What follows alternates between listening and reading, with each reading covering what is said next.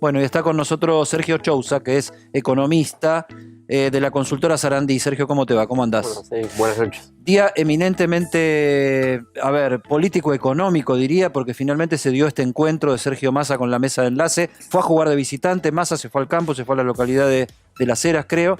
Se juntó con la mesa de enlace. Esto tiene más significación política que económica. ¿Importa la política en la economía más que nunca en este momento? Sí, en un contexto en el cual va a tener que sintonizar una melodía que sea afín, ¿no?, a los oídos de la mesa de enlace, pero más bien de las necesidades del sector primario, ¿no? Recordemos el dólar soja implementado hace escasas 3 semanas por la anterior ministra en un contexto totalmente distinto, pero no funcionó. A todas luces, las liquidaciones en este esquema preferencial, pero muy módico, no hicieron la diferencia, no marcaron un ingreso de divisa significativo. Y la verdad es que Argentina está necesitado del ingreso de dólares, ¿no?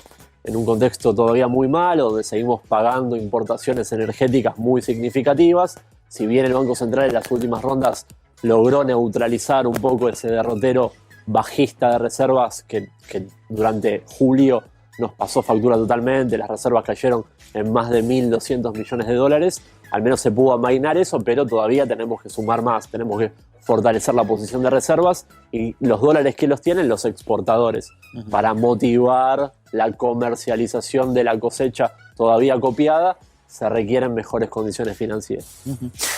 Ahora, el campo lo que plantea es, obviamente, preocupaciones, retenciones y brecha con el dólar. O sea, cotización del dólar a que el campo va a tener que comerciar. Si va a ser un dólar para ellos, o un dólar devaluado para todos, o lo que sea.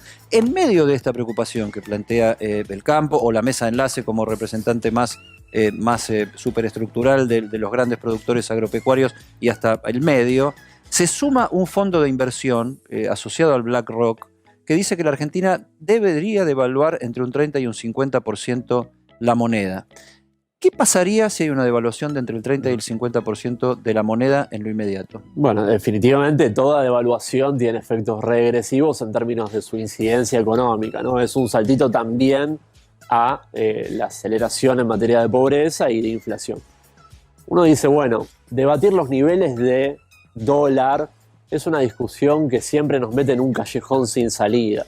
Yo creo que hay un vicio, hay un problema muy severo en el mercado de cambios, pero es el funcionamiento, ¿no? Es este desdoblamiento de facto, el hecho de tener 12 cotizaciones distintas de dólar, no tener referencias, todo producto del cepo de allá a lo lejos en el tiempo, agosto de 2019. Sí. Lo que hay que resolver es eso. Después la discusión sobre los niveles, sobre si el nivel ideal es el actual 135 del oficial, o si es más parecido a los dólares financieros 280, o si está en algún lugar intermedio.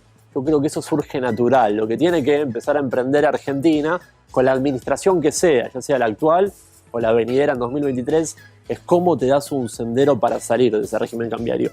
Que vos recién lo decías, es uno de los factores que más desincentivan la comercialización de cualquier producto, en particular los que tenemos mayor peso, mayor incidencia, que son los productos granarios. Y que se transfieren a dólar casi directamente.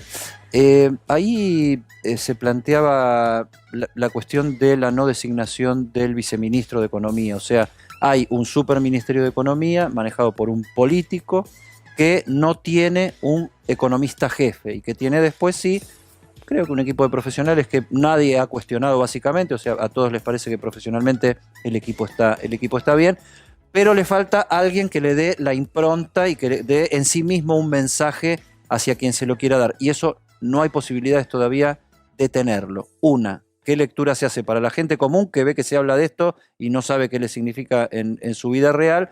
Y dos, también la señal política del Frente de Todos, que sigue habiendo desacuerdos.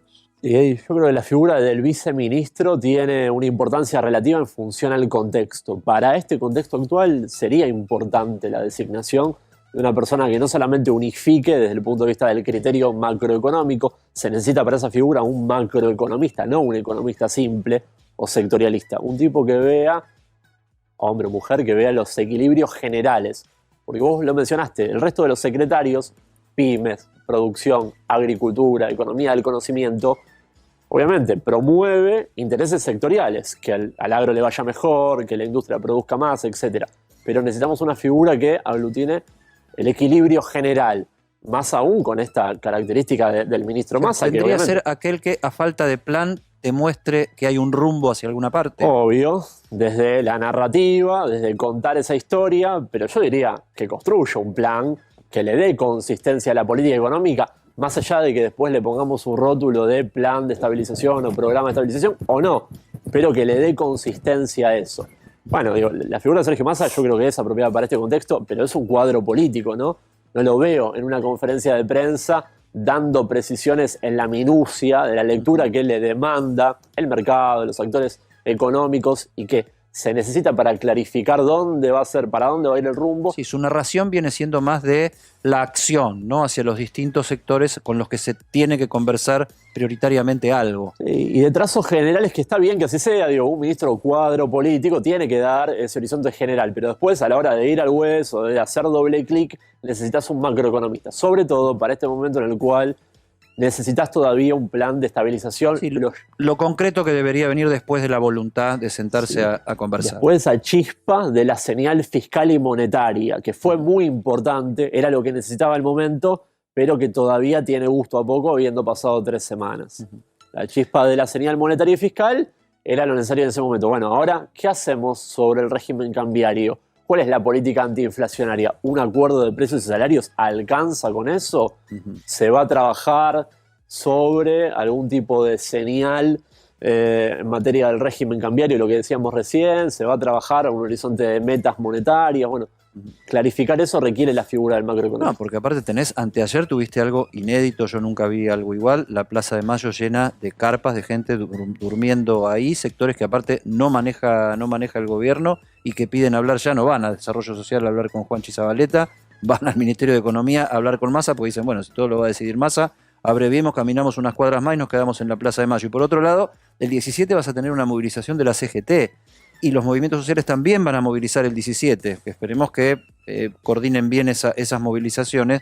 La CGT que no va a salir beligerante, pero va a salir. Entonces el sector social también está mandándole un mensaje al gobierno de decir, chicos, acá estamos y hay problemas serios. Sí, es verdad que en las señales que dieron los dos últimos ministros de Economía, el actual y Silvina Batakis, obviamente eran narrativas para tratar de tabicar la crisis y, entre comillas, hablarle un poquito más a los mercados que a la gente. Está bien, era lo que requería el momento, pero no no desconocemos que el clima social está pesado por la aceleración inflacionaria. Te hago una distinción de dos cosas. Por un lado, la política social tuvo una vocación expansiva en la primera mitad de año. Justamente es lo que te desequilibra las cuentas fiscales. El gasto social, la inversión para contener, para sustentar a los sectores que la están pasando mal, creció 16 puntos por arriba de la inflación. Con lo cual hubo una vocación de, bueno, tratar de redistribuir. Lo que pasa es que, claro, en un contexto inflacionario nada te alcanza. Por otro lado, la dinámica de los salarios, el mes pasado salieron los datos de junio para el conjunto de asalariados, también incluyendo públicos, privados y también informales, es la primera vez que está por debajo de la inflación en lo que va de esta administración, con lo cual ya te empieza a pasar factura, digamos, la aceleración inflacionaria del último trimestre. Es una manta muy corta, ¿no? Obviamente vos podés tener toda la vocación de contener desde el Estado, pero si no resolvés el problema inflacionario nunca te va a alcanzar. Siempre tratando, última pregunta, porque aparte sabemos que tenés un compromiso y tuviste la gentileza de venirte hasta acá. Última pregunta, tiene que ver con hace 3 semanas, vos decías todo este periodo que fue Guzmán, Batakis, Massa, tuvimos una movida que nos llevó el dólar a 350, bajó, bueno, el espíritu Massa clavó en 2.95. ¿Qué significa este movimiento? Porque clavó alto también, ¿no? O sea, ¿qué significa este movimiento desde allá hasta acá, para la persona común que está viendo la tele y solo vio los números? Uno tiene y no anduvo comprando y vendiendo, porque eso de que el mercado somos todos, en un punto es cierto y en otro punto no lo es tanto, ¿no? No, en términos de porcentaje de personas argentinas y argentinos que tienen participación en el mercado de cambios, en todos los segmentos es muy minoritario, ¿no? Incluso en el dólar blue y en los financieros. A ver, uno dice, seguimos teniendo niveles de dólares libres de sobrereacción, pero ya no de pánico, ¿no? Pánico era 3.50 para el blue, 300, 2.95 es sobrereacción. Lo que pasa es que hay que tener una consideración de contexto.